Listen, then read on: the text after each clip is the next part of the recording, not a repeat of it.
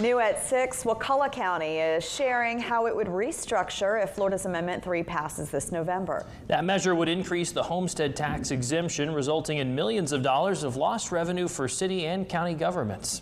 The proposed constitutional amendment was passed by the legislature, but voters will get the final say this fall.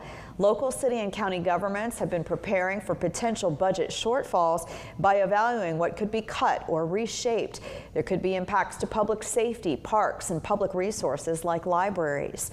Wakulla County, which could see more than a $6 million revenue drop, asked residents for their input late last year. I'm for property tax being cut. The amount that I paid for my house and my property, me paying property taxes for 10 years, I pay more in property taxes than I do for my property. I don't really want to eliminate property tax because I don't want people moving here. So it is a double-edged sword. In the plan the county released today, it prioritizes public safety like the sheriff's office and legally required services like courts and elections. The plan suggests raising the public service tax to 10%, the legal maximum.